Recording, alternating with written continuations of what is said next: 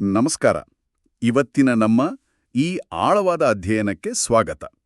ನಾವು ಇವತ್ತು ತಗೊಂಡಿರೋ ಮೂಲಗ್ರಂಥ ಶ್ರೀಮದ್ ವಾಲ್ಮೀಕಿ ರಾಮಾಯಣದ ಕೆಲವು ಆಯ್ದ ಭಾಗಗಳು. ಅಂದ್ರೆ ಇದನ್ನ ನಾವು ಕೇವಲ ಒಂದು ಕಥೆಯಾಗಿ ಅಥವಾ ಭಕ್ತಿಭಾವದ ದೃಷ್ಟಿಯಿಂದ ಮಾತ್ರ ನೋಡ್ತಾ ಇಲ್ಲ. ಹೌದು, ಖಂಡಿತ. ಇದು ಕೇವಲ ಒಂದು ಪೌರಾಣಿಕ ಕಥೆ ಅಲ್ಲ.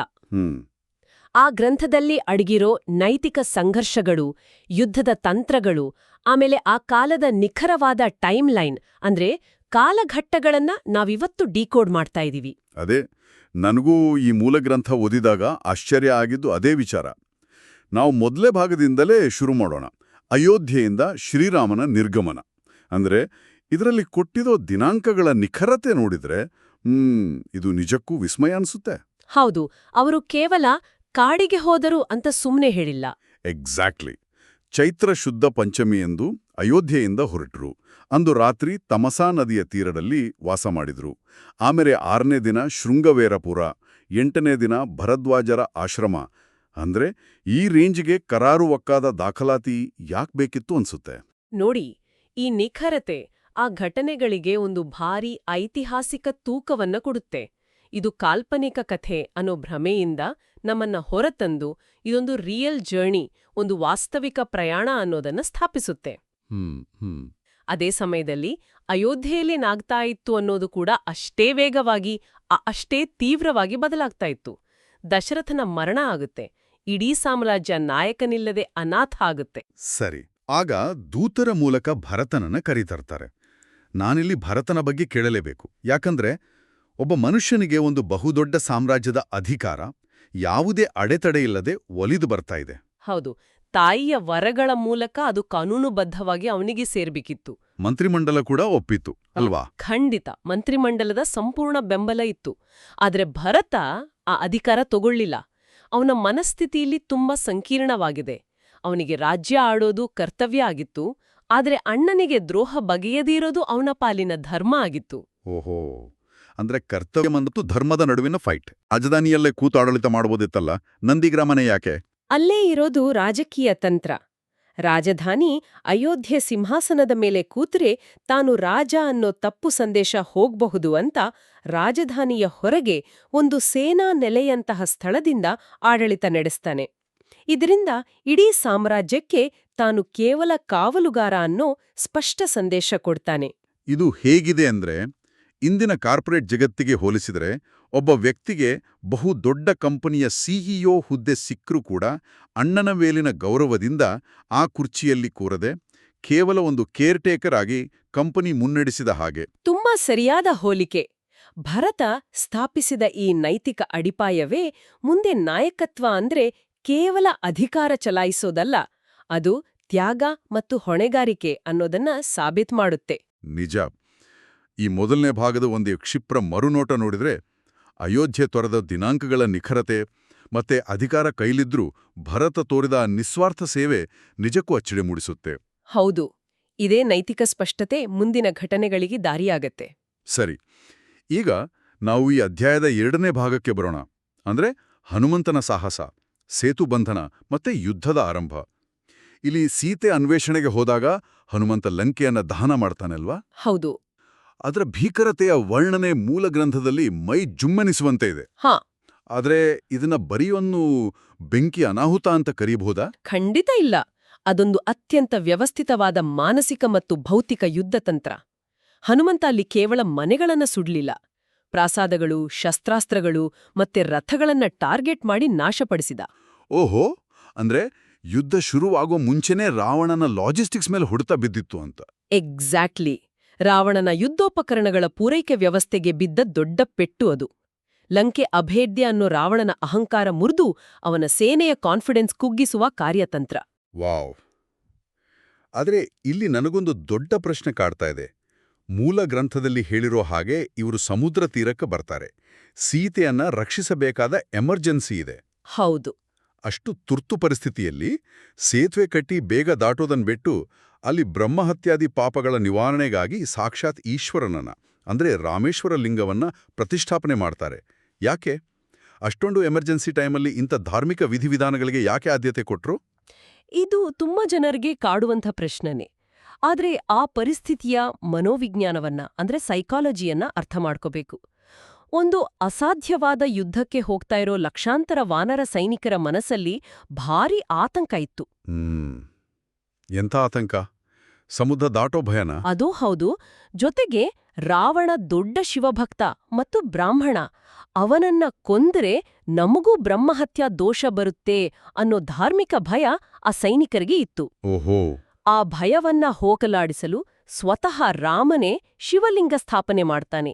ಇದು ಇಡೀ ಸೇನೆಗೆ ಒಂದು ದೊಡ್ಡ ಮಾನಸಿಕ ಸ್ಥೈರ್ಯ ಒದಗಿಸುವ ಮಾಸ್ಟರ್ ಸ್ಟ್ರೋಕ್. ಅಂದ್ರೆ ಕಲ್ಲು ಮರಗಳಿಂದ ಕಡಲಿಗೆ ಭೌತಿಕ ಸೇತುವೆ ಕಟ್ಟೋ ಮುಂಚೆ ಆ ಸೈನಿಕರ ಮನಸ್ಸಿನ ಅಳುಕನ್ನ ದಾಟೋಕೆ ಒಂದು ರೀತಿಯ ಮಾನಸಿಕ ಸೇತುವೆ ಕಟ್ಟಿದಾಗಾಯ್ತು. ಹೌದು, ಎಷ್ಟು ಅದ್ಭುತವಾಗಿ ಹೇಳಿದ್ರಿ. ನಾವು ಧರ್ಮದ ಹಾದಿಯಲ್ಲಿದ್ದೀವಿ, ದೈವಬಲ ನಮ್ಮ ಜೊತೆ ಇದೆ ಅನ್ನೋ ನಂಬಿಕೆಯನ್ನ ಸೈನಿಕರಲ್ಲಿ ತುಂಬುವ ತಂತ್ರ ಅದು. ನಿಜ. ಅದೇ ನಂಬಿಕೆ ಯುದ್ಧದ ಮೈದಾನದಲ್ಲೂ ಕಾಣಿಸುತ್ತೆ. ಯುದ್ಧ ಶುರುವಾದ ಮೇಲೆ ಲಕ್ಷ್ಮಣ ಮೂರ್ಛೆ ಹೋದಾಗ ಒಂದು ರೋಚಕ ಘಟನೆ ನಡೆಯುತ್ತೆ. ಹೌದು, ಜಾಂಬವಂತನ ನಿರ್ದೇಶನದ ಮೇರೆಗೆ ಹನುಮಂತ ಹಿಮವತ್ ಪರ್ವತಕ್ಕೆ ಹೋಗ್ತಾನೆ. ಸರಿ. ಅಲ್ಲಿ ಮೃತ ಸಂಜೀವಿನಿ, ವಿಶಲ್ಯಕರಣಿ ಅಂತ 4 ದಿವ್ಯೌಷಧಿ ತರಬೇಕಿತ್ತು. ಆದ್ರೆ ಹನುಮಂತನಿಗೆ ಅದು ಗುರುತಿಸೋಕಾಗ್ಲಿಲ್ಲ. ಆಗ ಅವನು ಏನ್ ಮಾಡ್ತಾನೆ ಅನ್ನೋದೇ ಅಂದ್ರೆ ಇತಿಹಾಸದ ಅತ್ಯಂತ ವೇಗದ ಮತ್ತು ಬೃಹತ್ ತುರ್ತು ವೈದ್ಯಕೀಯ ಏರ್ಲಿಫ್ಟ್, ಎಮರ್ಜೆನ್ಸಿ ಮೆಡಿಕಲ್ ಏರ್ಲಿಫ್ಟ್ ಅಂತಲೇ ಹೇಳ್ಬೋದು. ಇಡೀ ಪರ್ವತನೇ ಹೊತ್ತು ತರ್ತಾನೆ. ಹೌದು, ಬಿಕ್ಕಟ್ಟಿನ ಸಮಯದಲ್ಲಿ ಅಂದ್ರೆ ಕ್ರೈಸಿಸ್ ಮ್ಯಾನೇಜ್ಮೆಂಟ್ನಲ್ಲಿ ನಿರ್ಧಾರ ತಗೊಳ್ಳೋಕೆ ಇದೊಂದು ಬೆಸ್ಟ್ ಉದಾಹರಣೆ. ಹನುಮಂತನಿಗೆ ಔಷಧಿ ಬಗ್ಗೆ ಗೊಂದಲ ಆದಾಗ ಅಲ್ಲಿ ನಿಂತು ಯೋಚನೆ ಮಾಡ್ತಾ ಟೈಮ್ ವೇಸ್ಟ್ ಮಾಡಕ್ಕಾಗ್ತಿರ್ಲಿಲ್ಲ. ಲಕ್ಷ್ಮಣನ ಪ್ರಾಣ ಉಳಿಸೋಕೆ ಪ್ರತಿಕ್ಷಣ ಮುಖ್ಯ ಆಗಿತ್ತು. ಹಾಗಾಗಿ ಸಮಸ್ಯೆಯ ಮೂಲವನ್ನೇ, ಆ ಇಡೀ ಪರ್ವತವನ್ನೇ ಪರಿಹಾರದ ಜಾಗಕ್ಕೆ ಸ್ಥಳಾಂತರಿಸಿದ. ಇದು ಅವನ ಕಾರ್ಯ ತತ್ಪರತೆಯನ್ನ ತೋರಿಸುತ್ತೆ. ಖಂಡಿತ. ಈ 2ನೇ ಭಾಗದ ಮರುನೋಟ ನೋಡೋದಾದ್ರೆ ಲಂಕಾದಹನದ ಮೂಲಕ ಶತ್ರುವಿನ ಲಾಜಿಸ್ಟಿಕ್ಸ್ ನಾಶ, ರಾಮೇಶ್ವರ ಲಿಂಗದ ಮೂಲಕ ಸೇನೆಗೆ ಮಾನಸಿಕ ಸೇತುವೆ ಮತ್ತು ಹನುಮಂತನ ಈ ಅಸಾಧ್ಯವಾದ ಏರ್ಲಿಫ್ಟ್, ಇವೆಲ್ಲ ಬರೀ ಪವಾಡಗಳಲ್ಲ. ಪ್ರತಿಯೊಂದರ ಹಿಂದೆಯೂ ಕಠಿಣ ಕಾರ್ಯತಂತ್ರ ಇದೆ. ಹೌದು, ಮತ್ತು ಈ ಕಾರ್ಯತಂತ್ರಗಳೆಲ್ಲ ನಮ್ಮನ್ನ 3ನೇ ಭಾಗಕ್ಕೆ ಅಂದ್ರೆ ಯುದ್ಧದ ಅಂತಿಮ ಮತ್ತು ಅತ್ಯಂತ ಕ್ಲಿಷ್ಟಕರವಾದ ಘಟ್ಟಕ್ಕೆ ಕರೆದುಕೊಂಡೋಗ್ತವೆ. ರಾವಣವಧ ಮತ್ತು ಅದರ ನಂತರದ ಘಟನೆಗಳು. ಆ 3ನೇ ಘಟ್ಟದ ಬಗ್ಗೆ ಮಾತಾಡೋಣ. ರಾಮ-ರಾವಣರ ನಡುವಿನ ಘೋರ ಯುದ್ಧ ನಡೀತಾ ಇದೆ. ಮೂಲ ಗ್ರಂಥದ ಪ್ರಕಾರ ರಾವಣ ಏನೂ ಸಾಮಾನ್ಯ ಶತ್ರು ಆಗಿರಲಿಲ್ಲ. ಅವನಿಗೆ ಅಗಾಧವಾದ ಬುದ್ಧಿ, ಶಕ್ತಿ ಇತ್ತು. ಹೋರಾಡಿ ಒಂದು ಹಂತದಲ್ಲಿ ಶ್ರೀರಾಮನಿಗೂ ಕೂಡ ತುಂಬಾ ದೈಹಿಕ ಮತ್ತು ಮಾನಸಿಕ ಆಯಾಸ ಆಗ್ಬಿಡುತ್ತೆ ಅಲ್ವಾ? ಹೌದು, ಎಂಥ ಶ್ರೇಷ್ಠ ಯೋಧನಿಗಾದ್ರೂ ಆ ಬ್ಯಾಟಲ್ ಫೆಟೀಗ್ ಅಂದ್ರೆ ಯುದ್ಧದ ಆಯಾಸ ಬರೋದು ಸಹಜ. ಆ ಭರವಸೆ ಕಳೆದುಕೊಳ್ಳುವಂಥ ಕ್ಷಣದಲ್ಲಿ ಅಗಸ್ತ್ಯ ಮುನಿಗಳ ಪ್ರವೇಶ ಆಗುತ್ತೆ. ಅವರು ಬಂದು ಆದಿತ್ಯ ಹೃದಯ ಸ್ತೋತ್ರನ ಉಪದೇಶ ಮಾಡ್ತಾರೆ. ಸರಿ, ಆ ಉಪದೇಶದ ಹಿಂದಿನ ತರ್ಕ ತುಂಬಾ ಆಳವಾಗಿದೆ. ಶಸ್ತ್ರಾಸ್ತ್ರಗಳು ಕೆಲಸ ಮಾಡದಿದ್ದಾಗ ಆಂತರಿಕ ಶಕ್ತಿಯನ್ನ ಎಚ್ಚರಿಸಬೇಕು ಅಂತ ಅಗಸ್ತ್ಯರಿಗೆ ಗೊತ್ತಿತ್ತು. ಅಂದ್ರೆ ಅದು ಬರೀ ಮಂತ್ರ ಅಲ್ವಾ? ಇಲ್ಲ, ಕೇವಲ ಮಂತ್ರ ಅಲ್ಲ. ಯುದ್ಧದ ಭೀಕರತೆಯಲ್ಲಿ ಮನಸ್ಸು ಕಂಗೆಟ್ಟಾಗ ಯೋಧನ ಗಮನವನ್ನ ಸೂರ್ಯನ ಕಡೆಗೆ ಅಂದ್ರೆ ಬ್ರಹ್ಮಾಂಡದ ಅನಂತ ಶಕ್ತಿಯ ಕಡೆಗೆ ಫೋಕಸ್ ಮಾಡುವ ಪ್ರಕ್ರಿಯೆಯದು. ತಾನು ಕೇವಲ ಧರ್ಮದ ಒಂದು ಸಾಧನ ಅಂತ ಭಾವಿಸಿದಾಗ ಅವನ ಅಹಂಕಾರ ದೂರವಾಗಿ ಅಪಾರವಾದ ಶಕ್ತಿ ಬರುತ್ತೆ. ವಾವ್! ಆ ಹೊಸ ಚೈತನ್ಯದಿಂದಲೇ ರಾವಣನ ವಧೆ ಆಗುತ್ತೆ. ಆಮೇಲೆ ವಿಭೀಷಣನಿಗೆ ಲಂಕೆಯ ಪಟ್ಟಾಭಿಷೇಕ ಕೂಡ ಆಗುತ್ತೆ. ನಾರ್ಮಲ್ ಆಗಿ ಕಥೆ ಇಲ್ಲಿಗೆ ಸುಖಾಂತ್ಯ ಆಗ್ಬೇಕಿತ್ತು. ಆದ್ರೆ ಈ ಮೂಲ ಗ್ರಂಥದಲ್ಲಿ ಇದರ ನಂತರ ನಡೆಯೋ ಘಟನೆಗಳು ನಿಜಕ್ಕೂ ತುಂಬಾ ವಿವಾದಾತ್ಮಕ. ಹೌದು, ಸೀತೆಯ ಅಗ್ನಿ ಪ್ರವೇಶದ ಸನ್ನಿವೇಶ. ಅದೇ, ನನಗಂತೂ ಇದು ಅರ್ಥನೇ ಆಗಲ್ಲ.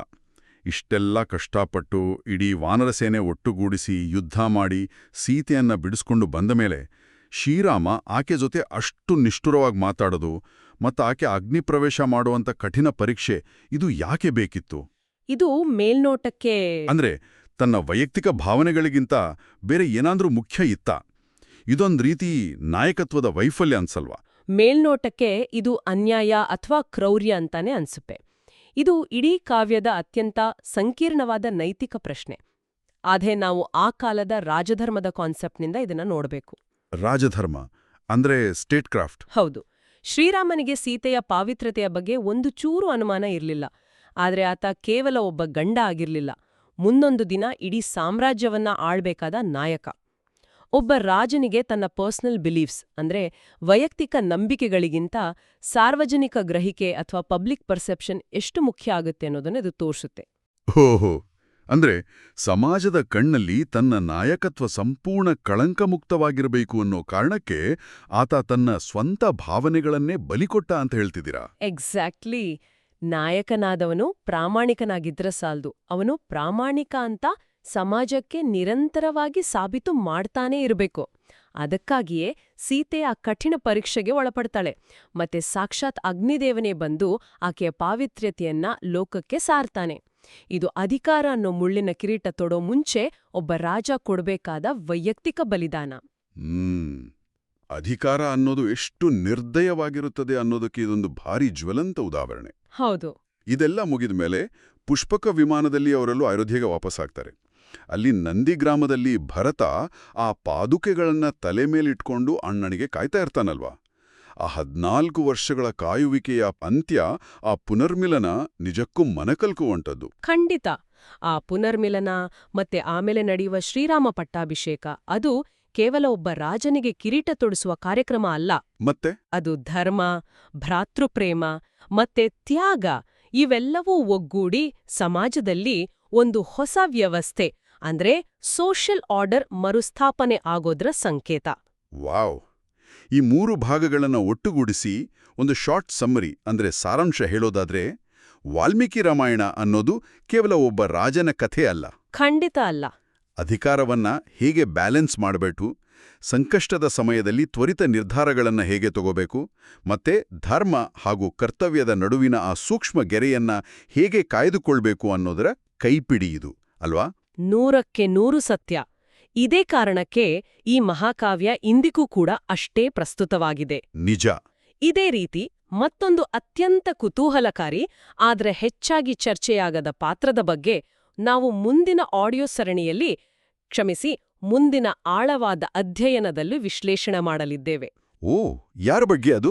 ರಾವಣನ ಸಹೋದರ ಕುಂಭಕರ್ಣನ ನೈಜ ವ್ಯಕ್ತಿತ್ವ, ಅವನ ಅಗಾಧವಾದ ಬುದ್ಧಿಮತ್ತೆ ಮತ್ತೆ ಅವನ ಆ ದೀರ್ಘ ನಿದ್ದೆಯ ಹಿಂದಿನ ಅಚ್ಚರಿಯ ರಹಸ್ಯಗಳ ಬಗ್ಗೆ ನಾವು ಒಳಹೊಕ್ಕು ನೋಡಲಿದ್ದೇವೆ. ತಪ್ಪದೆ ಕೇಳಿ. ಆಹಾ, ಅದಂತೂ ತುಂಬಾ ಇಂಟ್ರೆಸ್ಟಿಂಗ್ ಆಗಿರಲಿದೆ. ಸರಿ, ಇಂದಿನ ಈ ಚರ್ಚೆಯನ್ನು ಮುಕ್ತಾಯಗೊಳಿಸೋ ಮುನ್ನ ಒಂದು ಪ್ರಚೋದನಾತ್ಮಕ ಚಿಂತನೆಯನ್ನ ಬಿಟ್ಟು ಹೋಗೋಣ.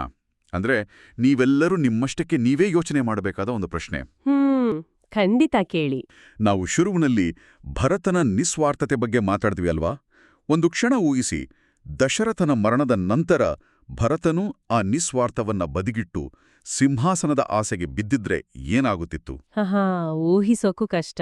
ಹೌದು, ಅಧಿಕಾರ ಅನ್ನೋದು ಮನುಷ್ಯನ ಸಂಬಂಧಗಳನ್ನ ಮತ್ತೆ ಅವನ ಸೈದ್ಧಾಂತಿಕ ನಿಲುವುಗಳನ್ನ ಎಷ್ಟು ಕ್ಷಣಾರ್ಧದಲ್ಲಿ ಬದಲಾಯಿಸಬಲ್ಲದು ಅನ್ನೋದನ್ನ ಈ ಕಾವ್ಯ ನಮಗೆ ಎಚ್ಚರಿಸ್ತಲ್ವೇ? ಈ ಒಂದು ಆಳವಾದ ಪ್ರಶ್ನೆಯೊಂದಿಗೆ ಇಂದಿನ ಈ ಆಳವಾದ ಅಧ್ಯಯನವನ್ನ ಮುಕ್ತಾಯಗೊಳಿಸೋಣ. ನಮಸ್ಕಾರ.